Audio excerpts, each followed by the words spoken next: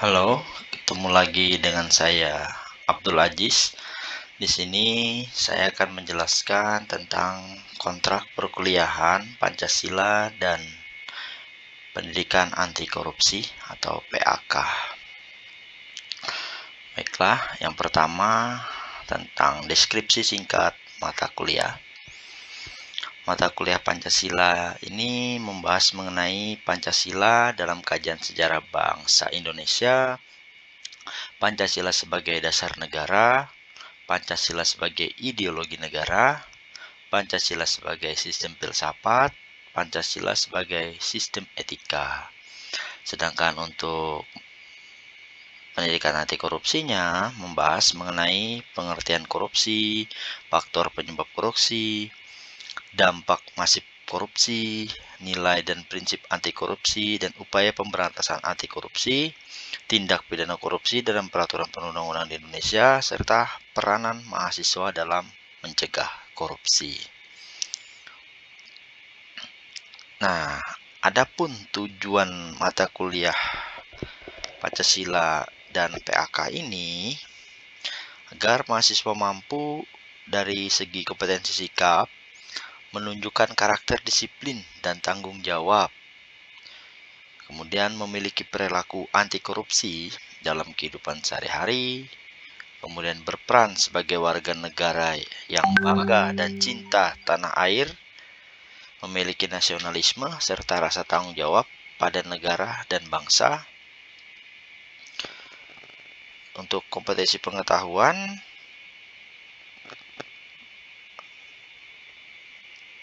memahami dasar-dasar kebenaran bahwa Pancasila adalah ideologi yang sesuai bagi bangsa Indonesia yang majemuk, dalam hal ini Bhinneka Tunggal Ika, walaupun berbeda tapi tetap satu jua.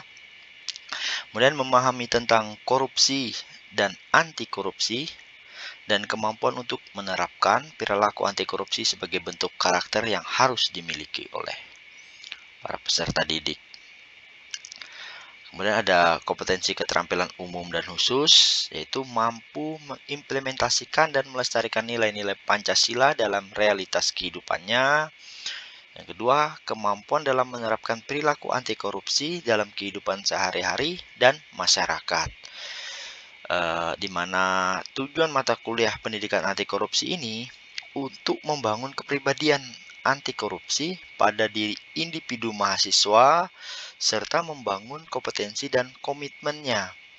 Di mana kita tahu mahasiswa itu adalah agent of change dalam kehidupan bermasyarakat, berbangsa, dan bernegara. Jadi mata kuliah ini menekankan kepada karakter building para mahasiswa yang dibangun atas dasar pengetahuan kognitif, afektif, dan psikomotorik yang akan dijelaskan di slide berikutnya nanti ya. Nah, adapun pokok bahasan yang akan dibahas dalam bagian ini adalah di bagian pendidikan anti korupsinya, nanti kita akan belajar tentang pentingnya pendidikan anti korupsi, profil mata kuliah anti korupsi, konsep-konsep pembelajaran dalam mata kuliah anti korupsi, metode-metode pembelajaran mata kuliah pendidikan anti korupsi, ujian dan penilaian dalam mata kuliah anti korupsi.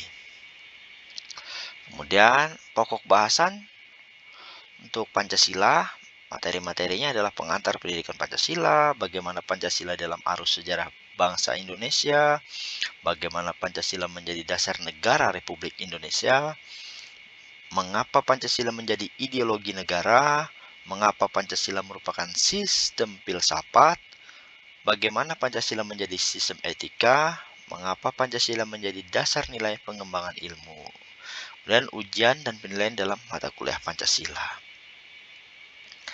Nah, dalam proses pembelajaran Pancasila dan PAK, ya, peran dosen adalah sebagai berikut, di mana dosen sebagai lecturer. Nah, lecturer di sini, yang dimaksud lecturer di sini adalah dosen menjadi subjek khusus kepada mahasiswa. Dalam hal ini materi perkuliahan Pancasila dan pendidikan anti korupsi.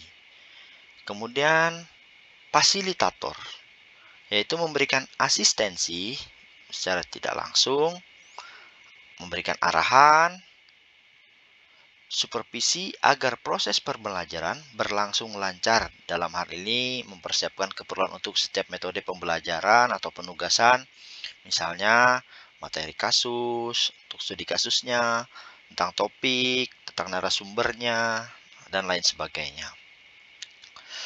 Kemudian dosen sebagai moderator. Moderator di sini yaitu memimpin dan menjadi penengah dalam diskusi. Dalam hal ini nanti ada diskusi di kelas, ada juga debat ya. Nah, jadi nanti dosennya sebagai moderator.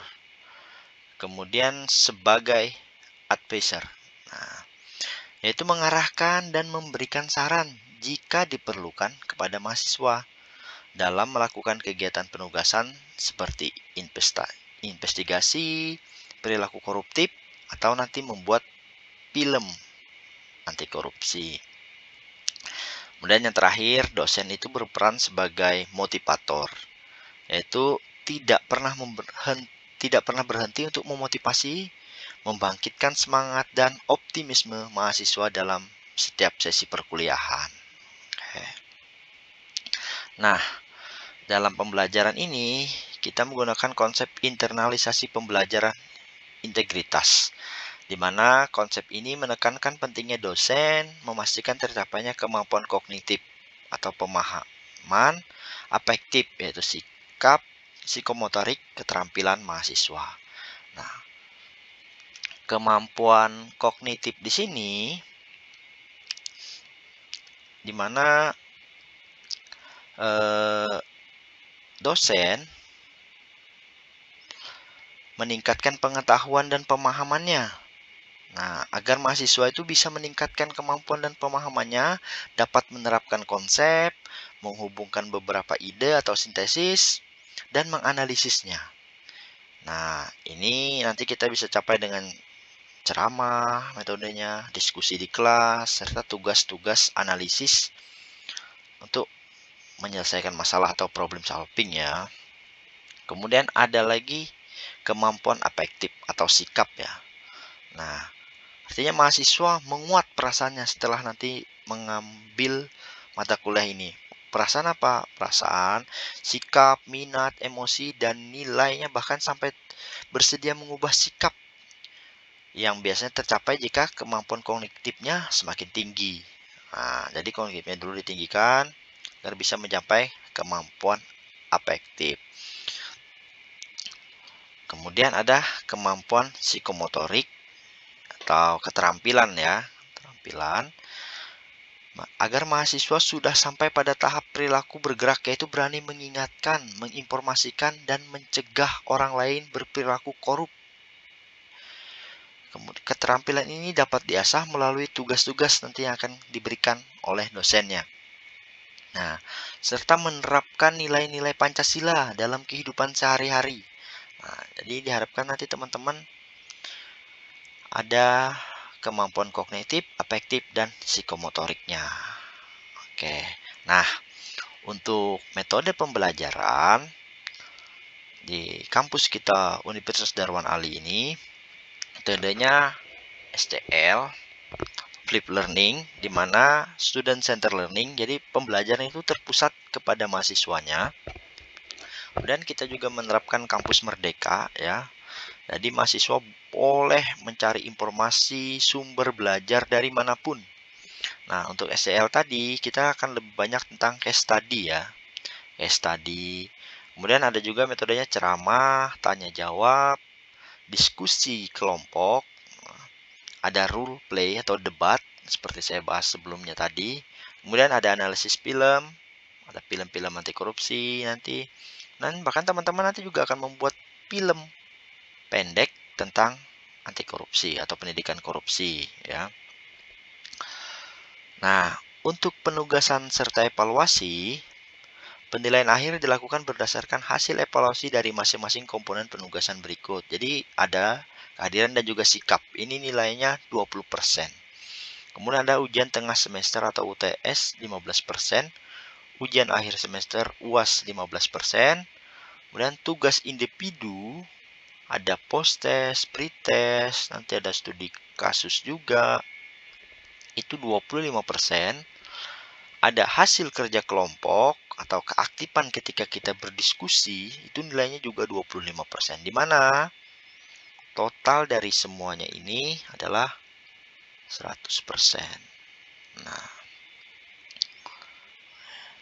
Nah, aturan perkuliahan, setiap mahasiswa diharapkan mengikuti perkuliahan tepat waktu. Keterlambatan harus disertai dengan alasan yang jelas. Ya, jadi ketika ingin terlambat atau izin, silahkan menghubungi saya via WA.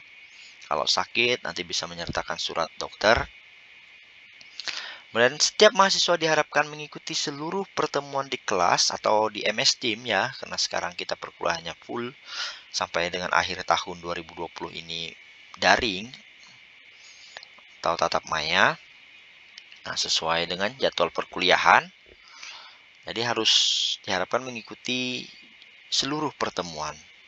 Nah, kemudian setiap mahasiswa diharapkan menjaga ketenangan kelas atau ketenangan ketika mengikuti kelas di MS Team ya, seperti menerima telepon, mengirim SMS di dalam kelas atau saat perkuliahan berlangsung.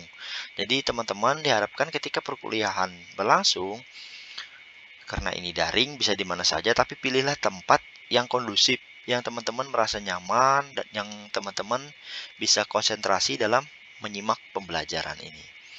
Kemudian terkait tugas, tugas harus dikumpulkan sesuai dengan waktu yang telah ditentukan atau yang sudah disepakati.